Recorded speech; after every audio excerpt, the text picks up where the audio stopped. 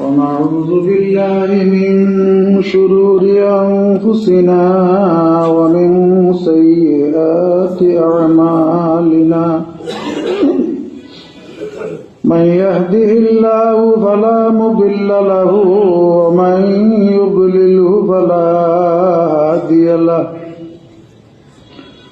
ونشهد أن لا إله إلا الله ونشهد أن سيدنا وسندنا ونبينا وحبيبنا وشفيعنا ومولانا محمدا عبده ورسوله صلى الله تعالى عليه وعلى آله وأصحابه وبارك وسلم تسليما كثيرا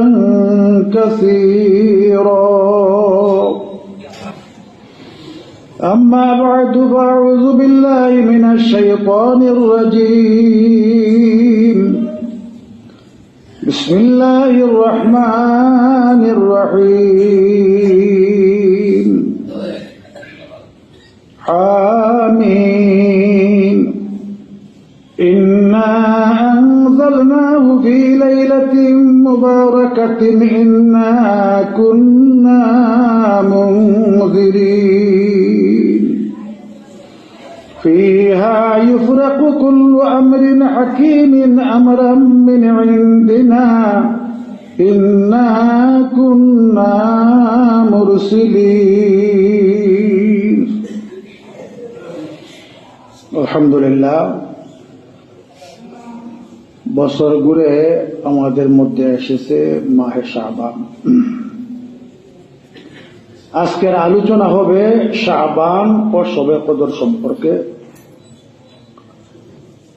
তো শাবান আরবি শাবুন শব্দ থেকে তার উৎপত্তি। ভাষাবিদদের মতে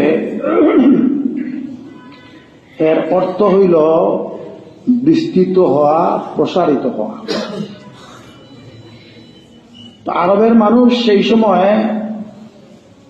ব্যবসার উদ্দেশ্যে অথবা যুদ্ধের উদ্দেশ্যে অথবা রাজা বাদশাদের কাছ থেকে উপঢৌকন লাভের উদ্দেশ্যে তারা বের হয়ে পড়ত, ছড়িয়ে পড়ত। এই জন্য এটাকে শাবান বলা হয়েছে।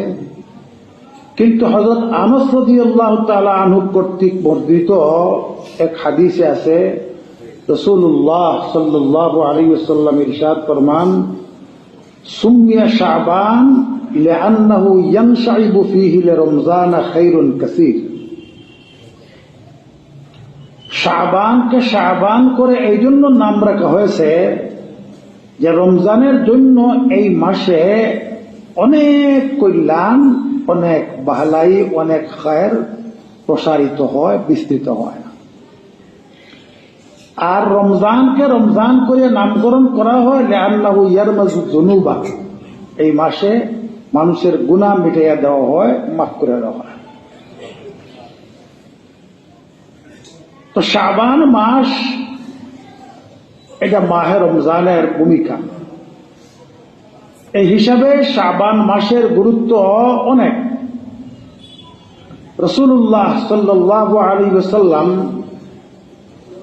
এই শাবান মাস আসলে পরে প্রায় সারা মাসে রোজা রাখতেন। মা আয়েশা সিদ্দিকা রাদিয়াল্লাহু তাআলা আনহা জিজ্ঞেস করলেন, ইয়া রাসূলুল্লাহ, আপনি শাবান মাসে এত বেশি রোজা রাখেন কেন? তখন রাসূল করিম সাল্লাল্লাহু আলাইহি ওয়াসাল্লাম ইরশাদ ফরমাইলেন যে এই মাসে মালাকুল মউতের নিকট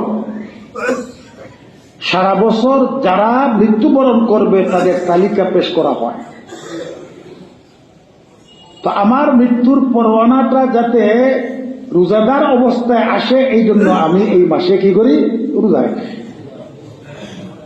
তো এর দ্বারা বোঝা গেল যে এই মাহের শাবান ইবাদতের মাস। আর এই জন্য সাহাবায়ে কেরামের আমল ছিল শাবান মাস আসলে তারা কালামে পাকের তিলাওয়াতের মধ্যে মগ্ন হয়ে পড়তেন, কারণ রমজান শরীফ হল নজুলে কোরআনের মাস। কোরআনে পাক রমজান শরীফ নাজিল হয়েছে, তো আগের থেকে শাবান থেকেই তারা তেলাওয়াতে মগ্ন হইয়া পড়তেন। এরপরে যারা যাকাত আদায় করেননি তারা যাকাত দিয়ে দিতেন। যারা বিচারক তারা বন্দীদেরকে হয় শাস্তি দিতেন, না মুক্তি দিতেন, যাতে করিয়া তারা রমজানের প্রস্তুতি গ্রহণ করতে পারে। তাহলে বোঝা গেল যে এই মাহে শাবান এটা রমজানের প্রস্তুতিমূলক ভাবে আল্লাহ পাক রব্বুল আলামিন দিয়েছেন। রমজান মাস তো ইবাদতেরই মাস, আর এই ইবাদতের মাসের প্রস্তুতি কল্পে এই মাসেও ইবাদত করিয়া নিজে অভ্যস্ত হয়।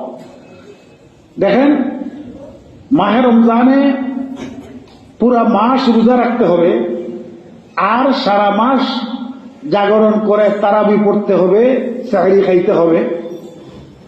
কাজী এই শাবান মাসের 14 তারিখ দিবাগত রাত্রকে খুবই গুরুত্বপূর্ণ রাত্র বলা হয়েছে।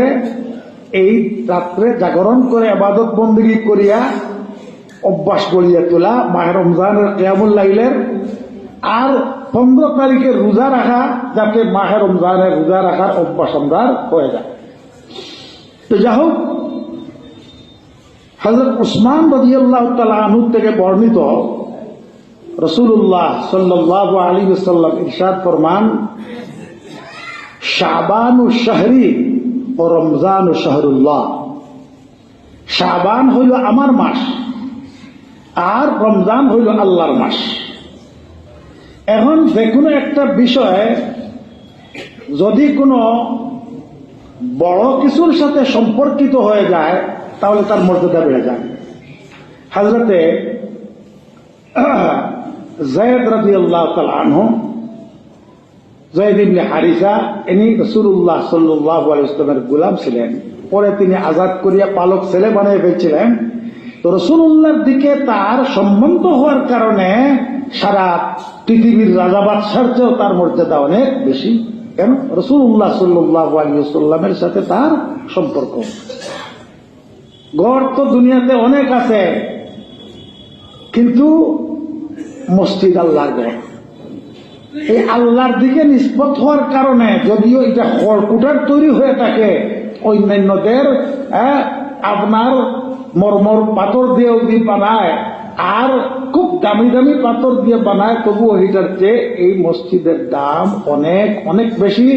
মসজিদের আমলের দামও মসজিদের সাথে সম্পর্কিত হওয়ার কারণে বেশি হয়ে যায়। পাঞ্জেখানে আসিয়া যদি আপনি নামাজ পড়েন, তাহলে এক বর্ণনা অনুযায়ী 25 গুণ, আর এক বর্ণনায় 27 গুণ বেশি সওয়াব পাওয়া যায়। আর জামে মসজিদে আসিয়া যদি নামাজ পড়েন, তাহলে এক রাকাতে 500 রাকাতের সওয়াব পাবেন।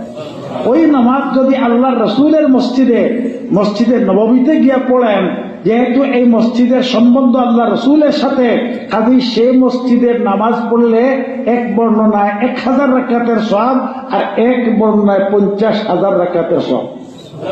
আর বাইতুল্লাহ যদি আপনি 1 রাকাত পড়েন, তাহলে 1 লক্ষ রাকাতের সওয়াব পাবেন। যেহেতু হাদিস শরীফের মধ্যে শাবানকে আল্লাহ রসুল তার দিকে নিসবত করে বলছেন শাবানু শাহরি, এটা আমার মাস, আর রমজানকে বলছেন এটা হল শাহরুল্লাহ। সুতরাং শাবান মাস এবং রমজান মাসের ফজিলতের জন্য আর অন্য কিছু বলার প্রয়োজন পড়ে না। যাই হোক, রাসূলুল্লাহ সাল্লাল্লাহু আলাইহি ওয়াসাল্লাম এই শাবান মাসের এতটুকু গুরুত্ব দিতেন যে অন্যান্য মাসের এত গুরুত্ব দিতেন না। এখন কি বলবো, যেমন ইসলাম মুসলমানরা মজলুম, নির্যাতিত, যেখান থেকে খবর আসে মুসলমানদের উপর বিভিন্নভাবে নির্যাতন চলছে। এখন একদল মানুষ ইসলামের উপরও এরকম ভাবে নির্যাতন শুরু করে দিছে। কেউ কাটছাট করিয়া, কেউ কিছু বাড়াবাড়ি করিয়া ইসলামকে বিকৃত বানাবার চেষ্টা করতেছে। যেমন কয়েক বছর যাবৎ টেলিভিশনের মধ্যে একটা রাজনৈতিক ইসলামী দলের নামে একজনে প্রচার করেন যে কাজা বলতে কিছু নাই, উমরি কজা বলতে কিছু নাই। আর এখনকার সময় মুফতিদের কাছে মানুষ মাসলা জিজ্ঞাসা করার প্রয়োজন বোধ করে না, মনে করে যে টেলিভিশনেই তো সব পাওয়া যায়, সুতরাং আর মুফতির দরকার নেই। উনি যে এই কথাটা বলল যে উমরি কাজা নাই, ওনার কি জানা নাই বুখারী শরীফের মধ্যে আছে রাসূলুল্লাহ সাল্লাল্লাহু আলাইহি ওয়াসাল্লামের যখন নামাজ কাজা হয়ে গেছিল ওই ইয়ার সময়, খন্দকের পরীক্ষার যুদ্ধের সময়, তখন আল্লাহ রাসূল এই নামাজগুলি ধারাবাহিকভাবে সবটা উনি কি করছেন, আগে কাজা পড়ছেন, এরপরে কি করছেন আপনার উখতিয়া নামাজ পড়ছেন। হ্যাঁ, তো এখন যদি এই ফতোয়াটাই গ্রহণ করা হয় তাহলে তো মানুষ একবারে স্বাধীন হয়ে গেল, শুকনো অজুহাতে নামাজ ছেড়ে দিল। নামাজ ছেড়ে দিলেও তো ছেড়ে দিলে এটা তো আর কাজা করতে হবে না, আবার সারা জীবন নামাজ না পড়লেও তার আর কোনো সমস্যা নেই। তো এখন ইসলামের উপর এই ধরনের হামলা যে বিকৃত করিয়া মানুষকে এখন স্বাধীন বানায় দেওয়া, যে যা মনে হলে তা করবে। ঠিক শাবানের শাবান বা শবে বরাতের ক্ষেত্রেও এখন এক শ্রেণী যারা লামজবি, মজব টজব মানে না, এরা কয় যে শবে বরাত বলতে কিছু নাই। এর আলোচনাটা একটু পরে আসতেছে। রাসূলুল্লাহ সাল্লাল্লাহু আলাইহি ওয়াসাল্লাম এই শাবান মাসকে কতটুকু গুরুত্ব দিয়েছেন তো বললাম। আর লাইলাতুল কদর বা শবে কদর, তো শবে কদর এটা হলো ফার্সি শব্দ, সব মানে হইল রাত্র। আর লাইলাতুল কদর, লাইলাতুল আরবি শব্দ, তার মানে হইল রাত, কদরের রাত। এখন এই রাতটা কোন রাত? আমি কোরআনে পাকের আয়াত তেলাওয়াত করেছি। আল্লাহ তাআলা ফরমান, হামিম ইন্না আনজালনাহু ফি লাইলাতিন মুবারাকাতিন ইন্না কুন্না মুনজিরিন। হামিম এর অর্থ আল্লাহর রাসূল ছাড়া কেউ জানেন না। ওয়াল কিতাবিল মুবিন, সুস্পষ্ট কিতাবের কসম। ইন্না আনজালনাহু ফি লাইলাতিন মুবারাকা, আমি কোরআনকে অবতীর্ণ করেছি বরকতময় রাত্রে। এখন এই বরকতময় রাত্র বলতে কোন রাত্র বোঝানো হয়েছে? তো হযরতে মানে মুফাসসিরিনের একটা জমাত, বিশিষ্ট তাবী হযরত ইকরামা এবং মুফাসসিরিনের এক জমাতের রায় হইল এই কথা যে লাইলায়ে মুবারাকার দ্বারা এখানে এই শবে বরাত উদ্দেশ্য, শবে বরাত। আর অধিকাংশ মুফাসসিরিনের মত হইল যে না, লাইলায়ে মুবারাকার দ্বারা উদ্দেশ্য হইল গিয়া শবে কদর। দুই মত হয়ে গেল। যারা বলেন যে আপনার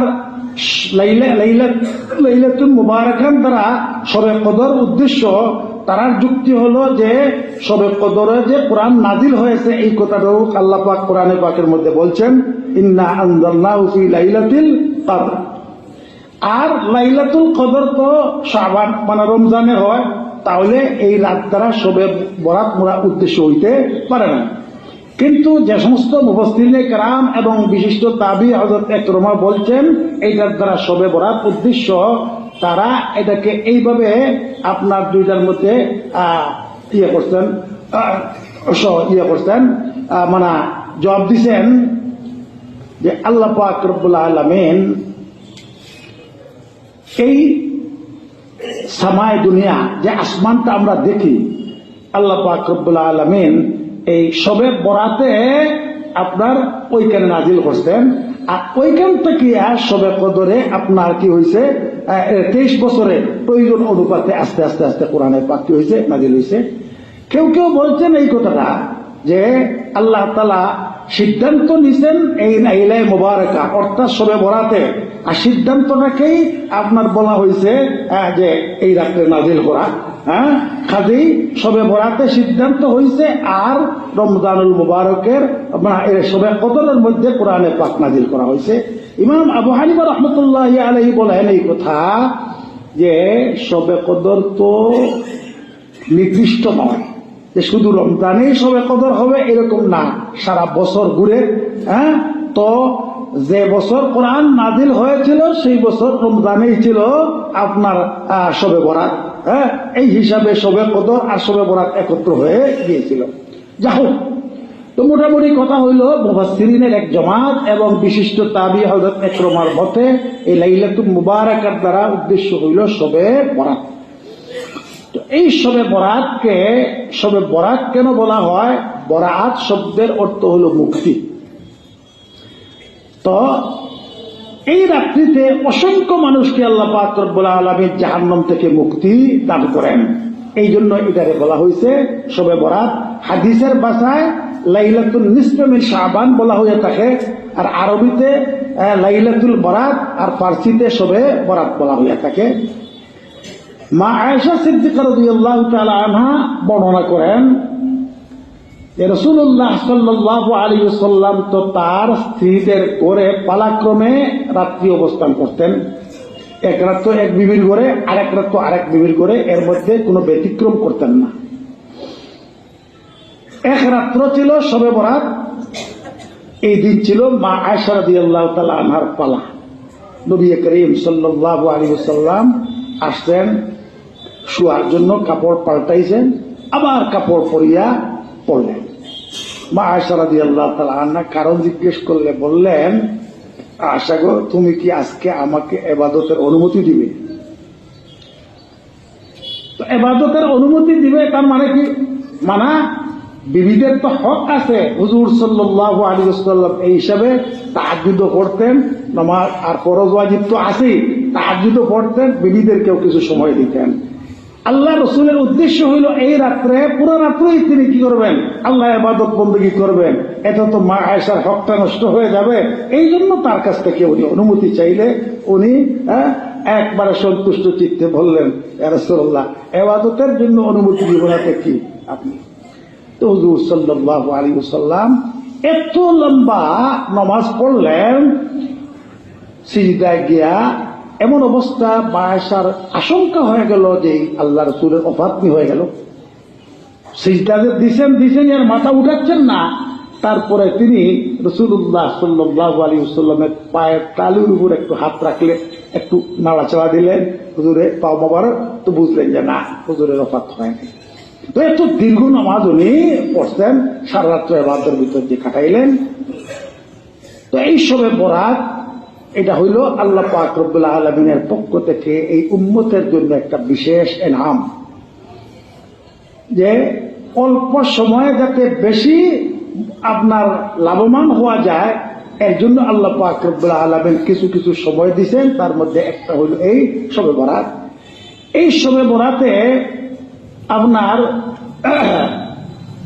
অসংখ্য মানুষকে আল্লাহ তাআলা জাহান্নাম থেকে মুক্তি দান করেন। রাসূলুল্লাহ সাল্লাল্লাহু আলাইহি ওয়াসাল্লাম এই রাত্রে যে মা আয়েশা রাদিয়াল্লাহু তাআলা আনহার আরেক বর্ণনার মধ্যে আসছে যে হুজুর সাল্লাল্লাহু আলাইহি ওয়াসাল্লামের মা আয়েশার ঘরে তাহার পালা ছিল শবে বরাতে। মা আয়েশা রাদিয়াল্লাহু তাআলা আনহা আপনার হঠাৎ ঘরের মধ্যে আল্লাহ রাসূলকে আর পান না। তো সতীনদের ব্যাপার তো ভাবলেন হয়তো মনে হয় অন্য কোনো বিবির ঘরে নিয়ে গেছেন গা, কাজে একজন একজন করে সব বিবির ঘর তালাশ করলেন, না, আল্লাহ রাসূলকে কোথাও পাওয়া গেল না। আপনারা যারা হজে গেছেন দেখছেন তো, আপনার রওজায়ে আকদাস, এটাই তো মা আয়েশা রাদিয়াল্লাহু তাআলা আনহার কামরা ছিল। এর অনতি দূরেই তো হইল জান্নাতুল বকি, মদিনার কবরস্থান। মা আয়েশা রাদিয়াল্লাহু তাআলা আনহা সেখান পর্যন্ত গেছেন, গিয়ে দেখেন আল্লাহ রাসূল আপনার মৃতদের জন্য খুব আপনার কান্নাকাটি করতেছেন। তো উনি দেখিয়ে খুব তাড়াতাড়ি করিয়া আপনার আসিয়া বললেন, এখনো ওনার হাবানি বন্ধ হয়েছে না, এর মধ্যে হুজুরে পাক সাল্লাল্লাহু আলাইহি ওয়াসাল্লাম ফিরে আসলেন। আসিয়া পরে বললেন যে হাবাচ্ছ কেন? তখন উনি কারণ বললেন। তখন হুজুর সাল্লাল্লাহু আলাইহি ওয়াসাল্লাম ফরমাইলেন, জানো এই রাতটা কি? বনি কেলাব গোত্রের ছাগলের শরীরের মধ্যে যে পরিমাণ পশম, এর চেয়ে অধিক সংখ্যক মানুষকে আল্লাহ তাআলা এই রাত্রে কি করেন? মুক্তি দেন, নাজাত দেন, মাফ করেন। আরবের সব গোত্রের লোকেরাই ছাগল আপনার মেষ এগুলি পালতো, কিন্তু বনি কেলাব গোত্রের ছাগলের সংখ্যা ছিল সবচেয়ে বেশি। তো আল্লাহর হাবিব এই বনি কেলাব গোত্রের ছাগলের কথা উল্লেখ করে বলেন যে এদের ছাগলের শরীরে যে পরিমাণ পশম, এর চেয়ে অধিক সংখ্যক মানুষকে আল্লাহ তাআলা শবে বরাতে কি করেন? মাফ করে দেন, মুক্তি দেন।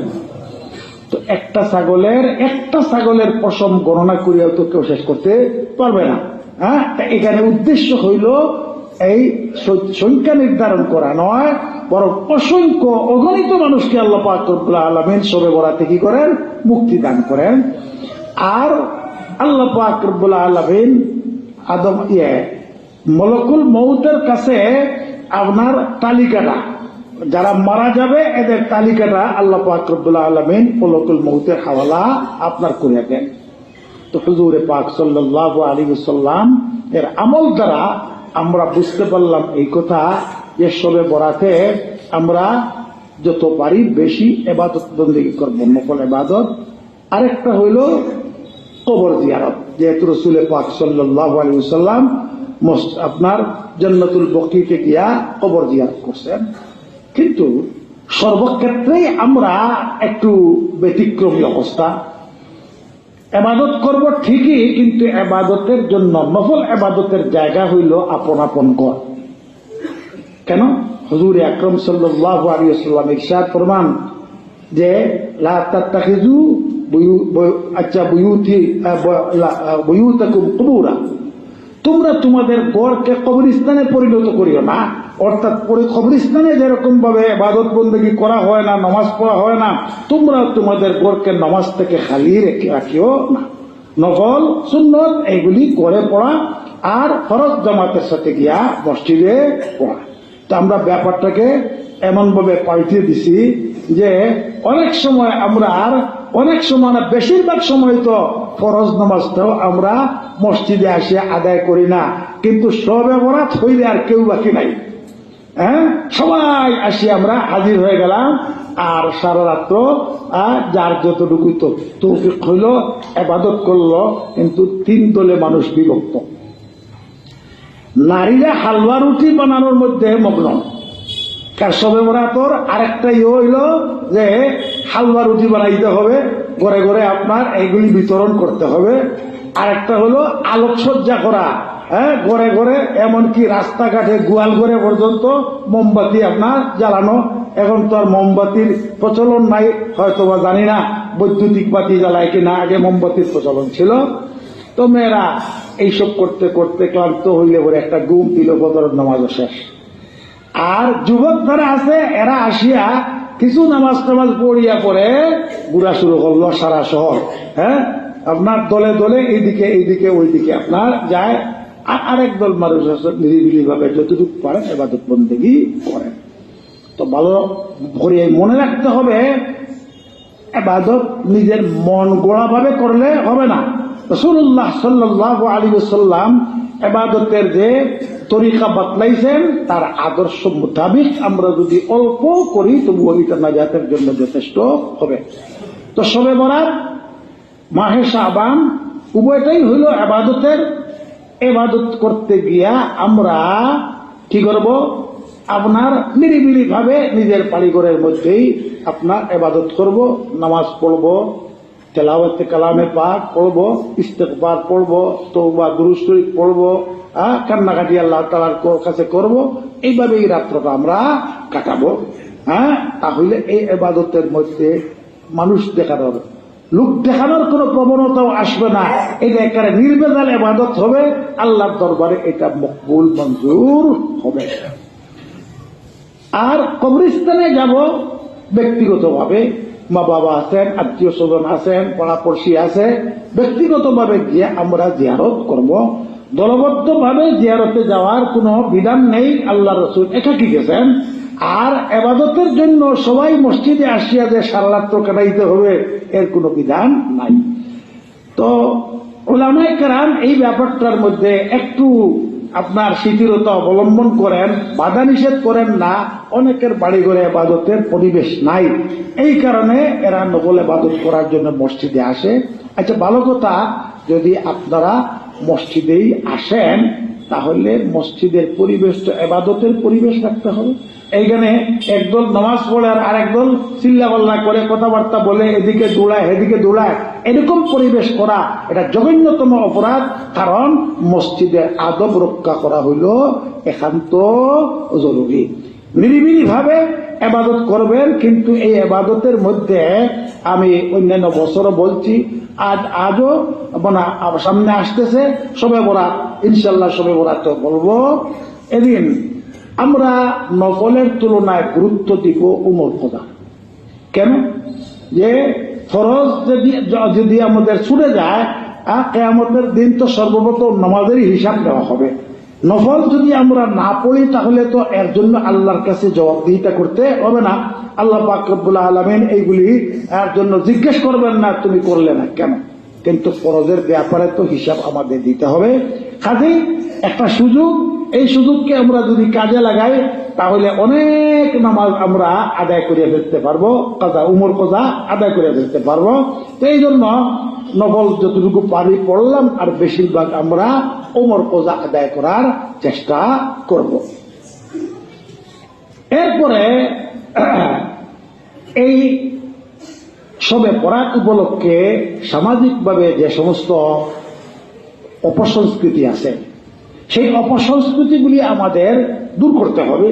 যেমন একটা হইল এই যে হালুয়া রুটির প্রথা, এটা ঘরে ঘরে, এইগুলির কোন প্রমাণ কোরআন হাদিসের মধ্যে নাই। আর একটা হইল ওই যে দলবদ্ধ ভাবে আপনার গিয়া মাজার জিয়ার কবর জিয়ারত করা, আরেকটা হলো আপনার সারা রাত্র জাগরণ করে মসজিদে। এটার ব্যাপারে তো আমি একটু ব্যাখ্যা আপনার দিলাম। তো মোট কথা, এই শাবান অত্যন্ত গুরুত্বপূর্ণ একটা মাস। রাসূলুল্লাহ সাল্লাল্লাহু আলাইহি ওয়াসাল্লাম যেহেতু এই মাসটাকে তার মাস বলছেন আর ইবাদতের ভিতর দিয়ে এই মাসটাকে কাটাইছেন, সুতরাং আমাদেরও উচিত হইল এই মাসের মূল্যায়ন করা। দেখেন হাদিস শরীফের মধ্যে রাসূল পাক সাল্লাল্লাহু আলাইহি ওয়াসাল্লাম ফরমান, ইগতানিম খামসান ক্বাবলা খামসিন, পাঁচটা জিনিসের আগে পাঁচটা জিনিসকে তোমরা মূল্যায়ন করো, কদরদানি করো। শাবাবাকা ক্বাবলা হারবিকা, যৌবন কালকে মূল্যায়ন করো, যৌবন কালকে গনিমত মনে করো বার্ধক্য আসার আগে। দেখেন আল্লাহ পাক রব্বুল আলামিন যৌবনকালে মানুষকে এমন একটা শক্তি দান করেন, সে যদি সারা রাত্র জাগরণ করে ইবাদত করতে চায় তাহলে তার কোনো ব্যাপারই না। আবার যদি পাল্টা অন্যায় অপরাধ করতে চায় তাও সে পারবে। এই জন্য যৌবনকালের ইবাদতের কদর, যৌবনকালের ইবাদতের মর্যাদা আল্লাহ তাআলার কাছে বার্ধক্যের ইবাদতের চেয়ে অনেক বেশি। কেন? যে বার্ধক্য আসার পরে স্বাভাবিকভাবে মানুষের শক্তি ক্ষয় হয়ে যায়, সবকিছু নাই, এখন তো ইচ্ছা করলেও কোনো অন্যায় অপরাধ করতে পারবে না। আবার কবর সামনে, মৃত্যু সামনে, কাজেই সে বাধ্য হয়েই কিছু একটা করতে চায়, ইবাদত বন্দেগী করতে চায়। কিন্তু যৌবনকালে তার উশৃঙ্খল পাপ, এই সময় তার গুনার প্রতি প্রবণতা থাকে অনেক বেশি। তো এখন যদি সে তেমন ইবাদত বন্দেগী নাও করতে পারে, শুধু গুনাহ বর্জন করিয়া যৌবন কালটা কাটাইতে পারে, তাহলে আল্লাহ পাক রব্বুল আলামিনের কাছে তার মর্যাদা হবে অনেক বেশি। আর যদি যৌবনকালে কিছু ইবাদত বন্দেগী করতে পারে, তাহলে আল্লাহ তাআলা তাকে কেমন পুরস্কার দিবেন?